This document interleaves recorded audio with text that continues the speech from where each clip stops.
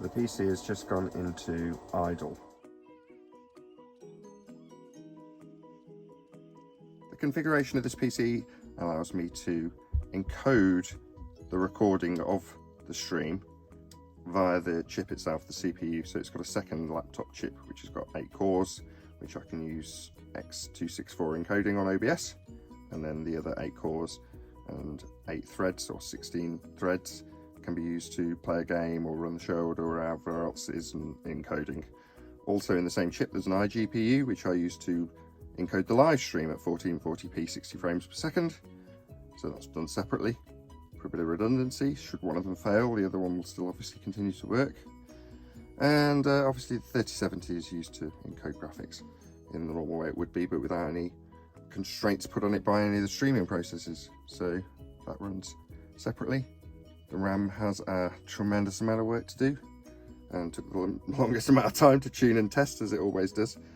But now it is. I'm elated. This is a fantastically powerful, incredibly capable PC, and it's absolutely silent, even when it's pulling the maximum amount of power, which is about 180 watts, admittedly for only about 25-30 seconds, and then it drops down to about 160 watts as per my settings.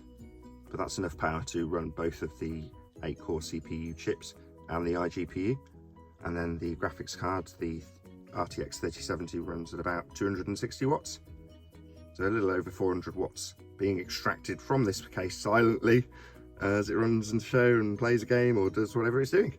So that's it. This is the Monster Labo Beast, complete, finished. Probably could do with a bit of a dust out inside, but other than that, very, very happy.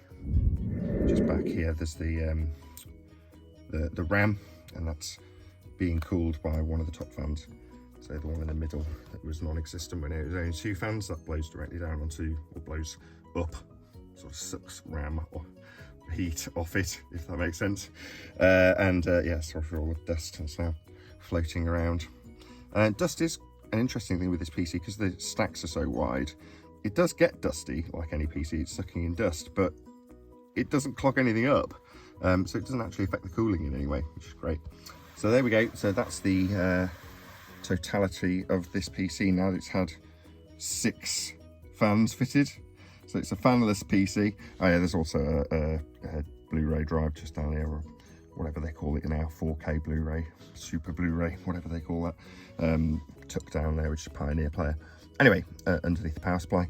So that's it. So there's, these are 1, 2, 3, 4, 6 terabyte hard drives, and then on the back where the motherboard is, I can actually put it in there so you can just see it. Not quite. Back there. Anyway, on the motherboard there is 2 terabyte SSDs, M.2s. One's a modern 4th generation and the other's a 3rd generation from the old PC. So 4 in total terabytes of fast SSD storage, and 4 6 terabyte mass storage. That's about it. So I'll get the lid back on this, button it up, and round out my thoughts on this new PC and give you the spec. So this PC can now run completely silent, just below the noise floor of this room, which is very, very low at about 25 dB during the day. Incredibly quiet, and this is just below that. When it's balls to the wall, running absolutely everything. Inside the PC is an i9-12900K and an RTX 3070, along with all the hard drives that you just heard.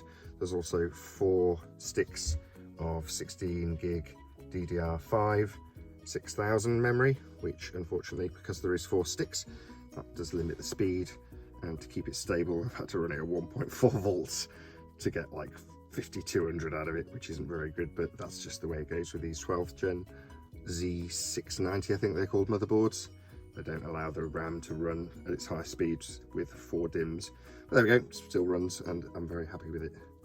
Lastly, we've got I found a massive 200mm Noctua NFA20, again Chromax, with squidgy bits of rubber that didn't actually cost extra on this. It did come with all of them on the big fan.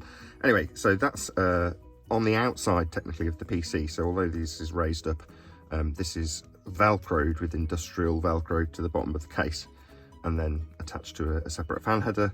And then it's got two low noise adapters on it, so that it only runs at a maximum of about 600 RPM. And then when it's in a sort of idle state, it runs slightly less than that, maybe just over 500 RPM. But can drop down to 300 RPM, but it's pointless because it's silent at about 550 RPM. So, you know, no point not running it at its most efficient. So that's running to suck air into the case, into mainly the CPU stack of heat sinks, and then out through this fan. The middle one's mainly over the RAM, which you can't quite see. Just see if I can get a light onto it. Since fitting the PC, I've cut these holes, which are a little bit uglier and unfinished on the bottom. But moving on through the setup of the PC.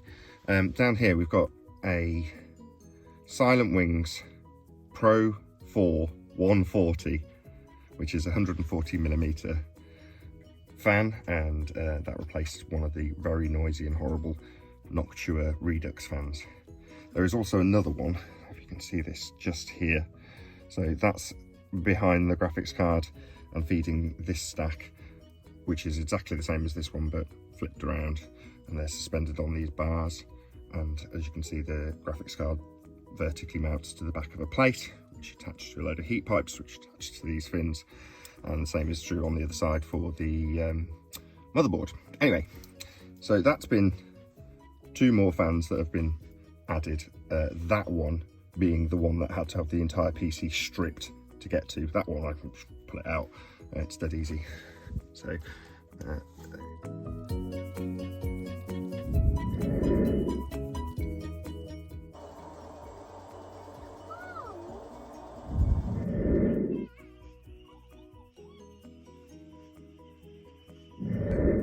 I have finished this computer and am 100% happy with it. And although I have talked about this on a few of my shows, I don't want to go through it now, as I'm at that point where I am 100% happy with what the PC is doing, how it looks, etc, etc. In the top I've got 3 NF S12A Chromax Noctua fans, and they're 120mm airflow fans that are squished in there. They're not actually mounted by anything, they're just sort of pressure fit in with these squidgy corners, which cost extra. So I've murdered out black fans because they come with multicolored ones, and only half the fan gets covered, whereas if you look down you can see they're all black. So it just looks cool. Obviously doesn't help Noctua in their marketing, and they want you to pay extra for that.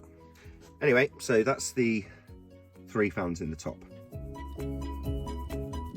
So that's it. This is the Monster Labo Beast. Complete, finished. Probably could do with a bit of a dust out inside, but other than that, very, very happy.